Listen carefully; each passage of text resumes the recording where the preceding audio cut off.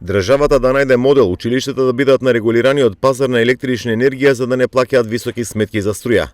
Вака бараат поголемиот дел од градоначалниците од Југоистокот кои тврдат дека сметките за потрошена електрична енергија станаа неиздржливи, заради што им ги јадат буџетите на општините. Школите да бидат на регулираниот пазар, да не зависат од ветрометнините на слободниот пазар. Бидејќи еве овој месец стигнаа сметките пред 2-3 дена, ние веќе сме на 600 евра плативме за мегават час. За школите и за собранието. Ние 21 на почеток имаме по 60 евра мегават час. И тоа беше нормалните цени пред ова кризата да се фати. Тоа е едниот начин кој што мора да не излечат од слободниот пазар, бидејќи пазете, тие средства се буџетски пари. Некој тврдеше владата цена на електричната енергија по која што ќе трошат општините, школите и ние од буџетот ќе ја дефинираме, ќе бевме регулирани, ќе знаевме колку пари. Ние денеска не знаеме колку до крајот на годината ни требаат пари. Оти можно е за 3 дена да стане 1000 евра мегавато.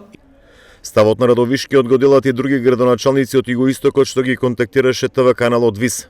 Смета дека државата досне со решение за високите сметки за образовните институции. Градоначалникот на Василево вчера изјави дека треба да се зголемат блок дотациите до образовните институции. Имаме и други предлози, например може да ги зголемат блок дотациите за училиштата. Тоа е предлог на колегата соодветен и мислам дека е добар исто така да училиштата плаќаат струја како што плаќаат и домакинствата, а не индустријска.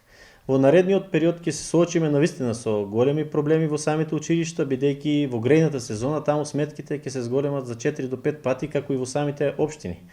И некаде во некои училишта имаме и дотраена инсталација, па дополнително се уклучуваат електрични печки. Значи самите енергенси се покачени 4 до 5 пати. Освен за училиштата, проблеми прават високите сметки за струја и за градинките, уличното осветлување, комуналните претпријатија, заради што се приморени за одредени рестрикции.